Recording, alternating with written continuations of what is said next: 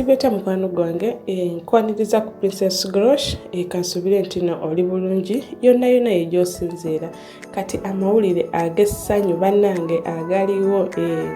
timu Dana n'abatanzi yonna gye muli mbabuuzizaako ne mbagamba nti mugamba mutya abalungi bannange Katonda w'omulamu nga bagamba takola ki Katonda w'omulamu teyeebaka munnange olunaku lwaleero lwabadde lwa Mande olunaku olw'ejjo mwana muwala Dana n'abatanzi yakyazizza omwami we omu bw'ati munnange yamukyazizza maka g'abazadde be omukolo nno gwabadde mu nkukutu teri n'omu yabadde akitegedde taliiyo kaabaani teri yakitegedde wabula Dana yakatukubako ebifaananyi ebiraga nga we babadde mu mukolo ng'akyazizza omwami we nga yabadde awerekeddeko abantu babadde bangiko bambi naye nga ebifaananyi bino avuddeyo n'abiteeka ku mukutu gwe ogwa Facebook kwogatano ne munne Florence Nampijja naye n'avaayo n'abiteeka ku mukutu gwe naye ogwa Facebook bannange essanyu ate mumanyi nannyini Smile Diana bessanyu eririko libana Dana mukwano kongs bane tukwagaliza birungi byerere obufumbo obulungi mukwano kati oba mukulu Lwasa ate oba kati ye gyali ali kuki munjukira bulungi enakubira emabega wano omukulu Lwasa yavuddeyo n'ateerayo akavidiyo keyakwata Diana nga bali babiri nga Diana yeekweka mu kamera Akono Lwasa yabaddeko nga yatunda anti ng'ali kwogerera njagala nabo omusajja Diana gw'anaafumbirwa Diana biki ayogera bingi naye Lwasa yonna gy'oli omwana akubye equalizer ogirabye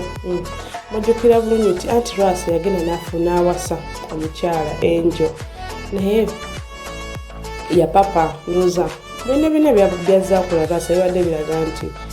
yasigalayo manyi omuntu okukyanga obadde okyamwagala yina engeri gy'owuliramu gubali wakyayeko okitegeera naye bannayo olwaleero omwana mukubyeko kali ka surprise bakayita surprise kenyininyini bannange okuba Dana omwami tamutulaze face naye omwami tugenda mumutegerera essaawa yonna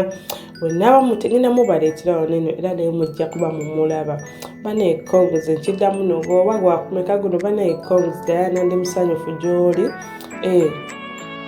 bangi okuva Lwasa we yavaayo n'ayatula nga we yali akwagala n'ayogera ebingi Dana n'asirika tiyavaayo kwogera kigambo wadde n'ekimu naye olwaleero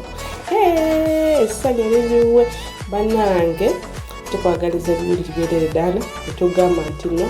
kongs mukwano ate tukwagaliza ozaale abalongo okitegeera ozaale abalongo ne omukulu Lwasa yonna gyali kati simanyi na Lwasa gyaliko kyo sikimanyi kuba yayogera bingi bambi ng'agezaako okwonoona omwana